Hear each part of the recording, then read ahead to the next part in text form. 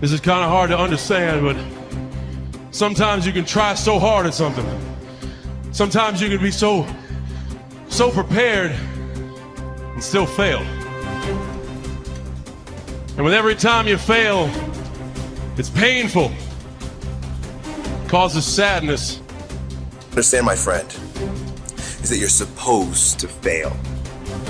You're supposed to fail because failure is the stepping stone to success. It's not just cliche, because failure is an experience that lends to wisdom that ultimately makes you a stronger version of yourself. Self-love, rebuilding self, seeing to it that you spend enough personal and alone time to seek higher levels of self. What is the next level of you?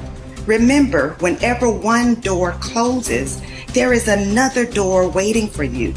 Don't second guess yourself, and don't be so afraid of failing that you create excuses instead of producing results. Every day, you have another opportunity to be and do what you were meant to do on this earth. This decision you're making right now will determine your outcome of your tomorrow. We don't have control over yesterday, but this decision that you're making right now will push you, will purge you, will drive you to have that fire down inside. There has never been a point, anytime, and there never will be, where everything is perfect. Okay? No such thing. Because life is a possibility. Because it's a possibility, it cannot be perfect. Doesn't matter what we do, there's still something more to do. The possibilities when you do this, although unknown, are endless. But one thing is for certain, if you don't push yourself, nothing in your life will change. If you want a thing bad enough to go out and fight for it, to work day and night for it, to give up your time, your peace, and your sleep for it, if all that you dream and scheme is about it, and life seems useless and worthless without it, and if you gladly sweat for it and fret for it and plan for it, and lose all your terror of the opposition for it. Human being, you got unlimited potential. You can put effort on you, and by concentrating on you and developing you, you can transform your life wherever you are right now. There has to be something so deep in you that drives you. So what really does it for me is I know what we're capable of. And I know that most human beings aren't willing to go where I am.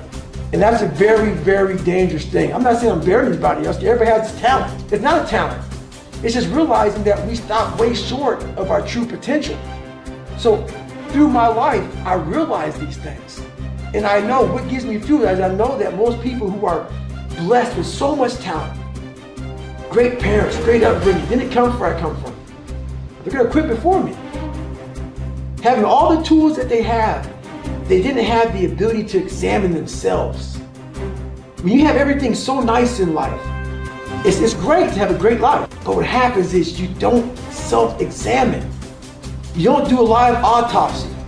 When you have a fucked up life, it almost forces you to do a live autopsy. It forces you to find strength from places that no one looks from. Because food is not at the ready. You know, I have a learning disability. It's not at the ready. I can't just pick up a book and start reading. Right. There's preparation behind everything I do. There's everything I do has to come with so much preparation. It's despicable. It makes me sick. My own personal life makes me sick. That's why I'm so disciplined now. Without my self-discipline, there is no David Goggins.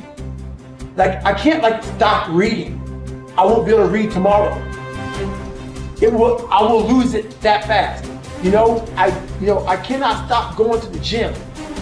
My mind is set up in a spot where, hey, the second I stop, it wants to stop. Because I had a quitting mind growing up. When you get beat the shit out of you all the time, your mind wants to go to that nice spot where you're comforted, where you're not trying, where shit is easy. That's where your mind, it doesn't want to think. You have all these things in the mind, and the mind can only absorb so much. So all the pain it has to go through, it wants to push it away and say, let's not do that. So every day I'm fighting where the mind wants to go. So it's a constant evolution, man. There isn't a better way to live your life. There's no right way and wrong way. There is only the way that gives you more energy. There is only the way that gives you fulfillment. When you have those things, when you're fulfilled by what you're doing and it's giving you, the harder you pursue it, it's giving you more energy, you're on the right path. As the Greeks would say, segolodromo, I can't believe I messed that up. Segolodromo, which means you're on a good road. And that's what I want people to understand. Like, yes, I preach a very specific path, but I don't think that it is a universal path. And so the only universal path is to do the things that give you fulfillment and energy. So if spending time with your friends gives you that, then you should be spending more time with your friends. If dating gives you that, then you should be dating. So you don't need to want to be the best in the world at something. You don't need to want to make a lot of money. You don't need to want to be an entrepreneur. Like, they're literally just stand-ins. They're proxies for fulfillment and energy creation. That's it. Many people have had difficult experiences growing up. They have fallen onto hard times and become associated with the wrong people. They have behaved in ways that were illegal or socially unacceptable. Sometimes they have even been convicted and sent to prison for their crimes. But at a certain point in life, they decided to change. They thought seriously about the kind of person that they wanted to be known as and thought of in the future. They decided to change their lives by changing the values that they live by. By making these decisions and sticking to them, they changed their lives. And what others have done, you can do as well. Remember, it doesn't matter where you're coming from. All that really matters is where you're going. If you were an outstanding person in every respect, how would you behave toward others? What sort of impression would you leave on others after you had met them and spoken with them? Imagine you could be a completely excellent person. How would you be different from today? The moment that you begin walking, talking, and behaving in ways that are consistent with your highest ideals, your self-image improves, your self-esteem improves, your self-esteem increases, and you feel happier about yourself and your world. For example, whenever you are complimented or praised by another person, or given a prize or an award for accomplishment, your self-esteem goes up, sometimes dramatically. You feel happy about yourself. You feel that your whole life is in harmony and that you are living congruent with your highest ideal. You feel successful and valuable. Your aim should be to deliberately and systematically create the circumstances that raise yourself. A team in everything you do. You should live your life as if you were already the outstanding person that you intend to be sometime in the future. Decide today to be a man or woman of honor. Resolve to tell the truth and to live in truth with yourself and others. Crystallize your values in each area of your life. Write them down. Think of how you would behave if you were living consistent with those values and then refused to compromise them for any reason.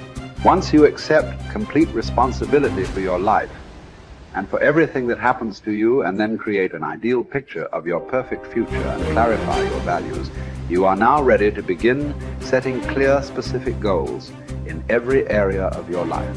You are now on the launching ramp and ready to take off toward the stars. You have to work on yourself. You have to have an unstoppable attitude, and no excuse is acceptable. And you've got to make it a priority, a non-negotiable in your life, and hold a constant vision of what it is you want to achieve. See it accomplished and go all out. Find a way to win in spite of the setbacks, in spite of the disappointments, in spite of your failures. I tell people when I'm giving presentations, you will fail your way to success.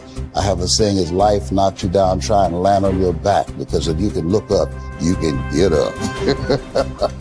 And so those experiences of going after goals that's beyond your comfort zone and having relationships that will challenge you. And so those experiences, they challenge you to go to that next level and continue to move forward in your life, doing new and exciting things that eye has not seen, ear has not heard, nor is it in the heart of mankind what God has in store for you when you live a heart-centered life, deciding that you're going to live a life that will outlive you. You're going to live a life that counts, a life that will build a legacy and change the planet. You know, Hulse man said, we should be ashamed to die until we've made some major contribution